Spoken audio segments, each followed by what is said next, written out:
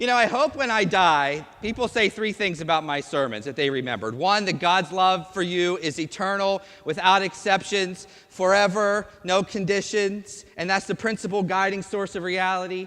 Two, that you got to hear Jesus through a first century ears. And three, Jesus was a lot of fun. And so is our faith. Because this gospel reading, where everyone was very stoic, it was being read, is Jesus doing stand-up.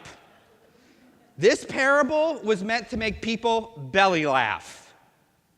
That's a shocker, right? Because we have an image of Jesus that's like these icons. That's the only one I've ever seen Jesus kind of half smiling as a little kid. But everything else, he's pretty stoic, right?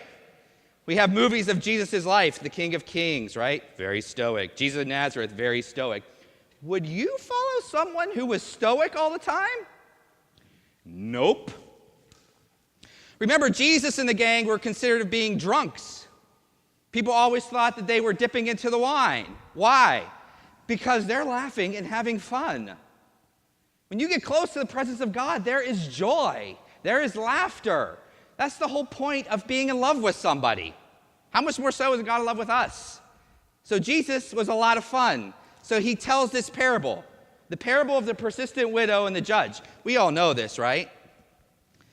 Do you see there's a little beautiful image at the bottom of this, of the widow praying, Lord, kindly give me justice, right? And this is really a metaphor about praying without ceasing. And isn't that nice? It's not what they would have heard, mainly because they would have been belly laughing. Take a look at it. On page 10 of your bulletins. In a certain city, there was a judge who neither feared God nor had respect for people. That would have tipped them off that he wasn't talking about a Hebrew judge. Hebrew courts were 3 judges. So if it's just one judge, it was probably a magistrate appointed by Herod, and he was a Gentile. He's a Gentile.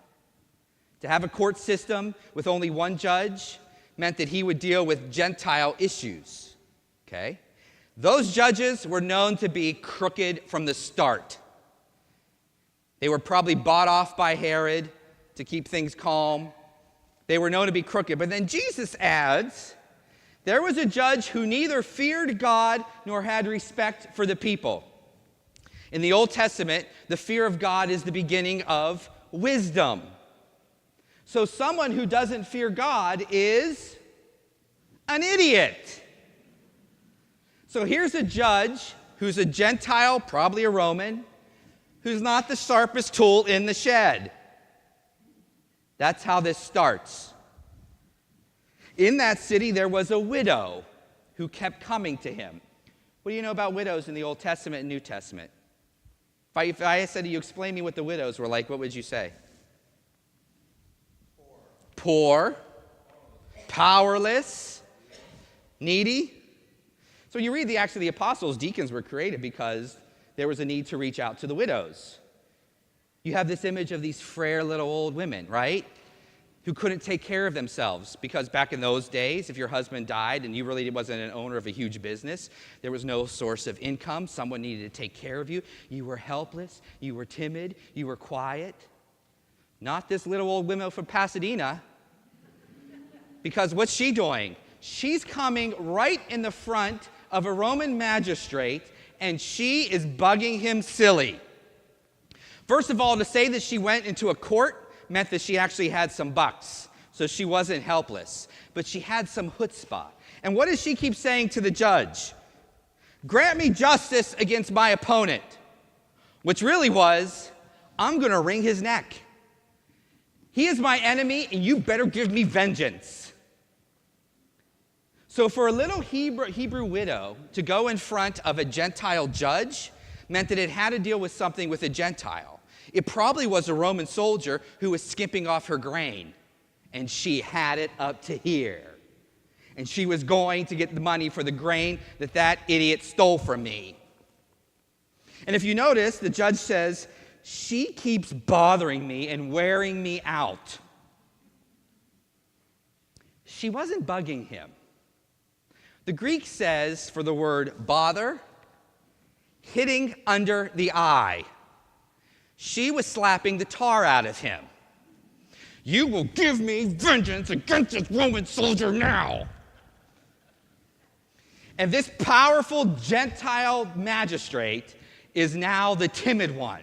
And I'm going to shut up because this Jewish woman is about to rip my head off. Fine. Take your money and get out of my sight before she gives me a black eye. Everyone who heard it would have been belly laughing because he just turned every stereotype up on its head. Someone who should be timid and quiet is robust and smacking the tar out of the Romans. And if that magistrate gave her what she wanted, how much more so does God, who is the just judge, not the unjust judge, who loves you, who is working out your good, who wants the best for you, going to give you those things that you need quicker than this magistrate would, quicker than someone who's getting the tar slapped out of them by a crazy Jewish woman. That's what the parable is. It's not necessarily pray without ceasing. It's how much God loves us, more so than the joke that Jesus told. But then there's the kicker side of it. It's also a model for all of us. When was the last time you were the little old widow from Pasadena? When was the last time you got up in the face of injustice and won't let up until justice is given? When was the last time you beat violence and hatred and injustice down? Oh, that's a different ball of wax there. Woo. It's a little bit easier. We read this easier before, priest. Now you got us doing more work. I have people complaining about the election. What are you doing to change it? I have people complaining about what the state of the world is, with violence and hatred, and our country is more divided now than ever. What are you doing to fix it? Are you the persistent widow who is out there on the front lines rolling up your sleeves and getting busy? Or are you just laying down being the timid, helpless one, and we'll just let someone else fix it? Oh, that's different. This way is different. As we continue in the Eucharist, knowing how much God loves us, that he fills us with joy, but that he also wants you to be the little old widow from Pasadena. He needs you to get angry. He needs you to get angry against hatred and division and violence and injustice. He needs you to be in the face of injustice, always calling for peace and love and hope. Because the only way the world's going to change is if all of us Christians start being like this cranky widow.